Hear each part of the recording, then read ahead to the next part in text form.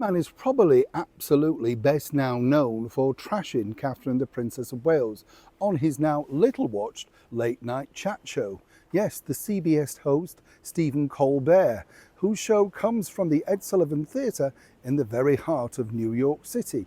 But what's interesting about this is now a taste of his own medicine has come to Mr. Colbert. But it's not just that, there's certainly more behind the scenes. As ever, let me explain. Morning, good to see you. You all right? Thank you so much as ever for joining me today. Nice to have your company. It's a funny game, you know, television, as I've often said, worked in it a long time. And in fact, worked for Colbert. A funny situation, because if you remember last year, he decided it was going to be hilariously funny as Catherine the Princess of Wales was going through her own health issues to put out some scurrilous rumours and then didn't really want to apologise. Well, you know, it's a funny thing, you know, the kids all say this, don't they? Karma's a terrible thing. I personally just look at it this way. You've got to be very careful what you say about individuals unless you can back this sort of stuff up. And as I've said, I've worked for the Colbert Show and it's a very strange organisation indeed. Now, a lot of people are citing the fact that Mr. Colbert's, you know, nighttime show is going due to low ratings. Well, that's part of the problem. And in defence of him, what I would also say is there really just isn't the quality of guests, of stars, you know, to be able to pull up and every single night have big A-listers willing to sit down and chat about their book, their movie, their projects. They're now influencers, it's a niche market, and it costs a lot to put on a show like Colbert. You've got a band, you've got script writers, you've got a team of many people.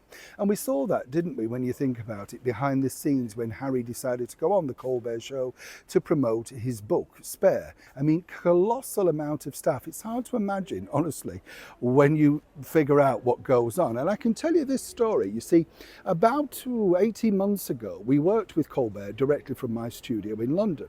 And this is how they waste money. You see, for instance, the idea was that these two guests in London against a massive green screen were going to be talking to Stephen Colbert over in New York against another massive green screen. And that cost quite a bit of money. Not just that, but the insistence on the chairs. Now, here's one of the chairs, right? Now, just to imagine, we could have bought these chairs and stenciled them over, but no, they had to come from New York City. The ones that they sent over, they didn't like at great expense, so more were sent over. Right now, figure this out. The guests are sitting in the chair with his name on, so you don't see it, right? I mean, I can't begin to tell you how much this cost, how much the studio cost, and the whole segment was just seconds, really, an intro to sort of make out they were walking across the desert. It was a film, a comedy film set in the desert or something, and then they met and that's how they singed, and then they went into the interview. This went back and forth with a huge amount of production behind the scenes, just incredible. Phone calls during the night, I couldn't believe it, you know, for such a simple thing. And because of that, obviously it cost a lot to hire the studio. But that's by the by. You see, the bigger problem is this. As you know, President Trump very successfully sued CBS alongside ABC.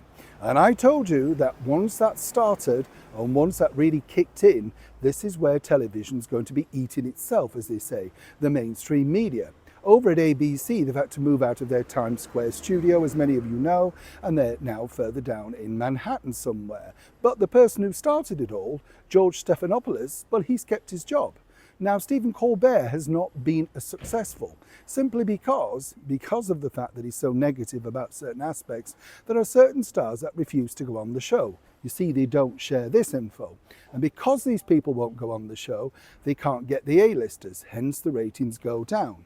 So in many respects, while CBS have paid out millions to, of course, President Trump and various things that are associated with his charities, of which he's donating that money, what I find fascinating is you could have carried on with the show, but consequently, Mr. Colbert, who's on millions a year, plus his writers, the production team, I can't begin to tell you just how many people worked on this simple segment. It is inconceivable that you can make a profit.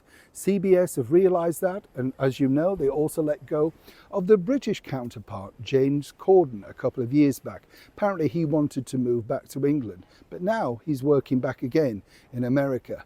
You go figure how true that story was. For now though, he's got till next May to behave, or if he does misbehave on camera, then CBS have the right not to pay him his full payoff. So for now, it looks like it will be thank you and good night for Stephen Colbert, albeit just under a year. What do you think to this particular story? Was he wrong to attack Catherine, the Princess of Wales? Was he right to have Prince Harry on? And do you agree, of course, that it shouldn't really cost that much money to make such a simple show? Are they the architects of their own downfall? Neil Sean in the very heart of London.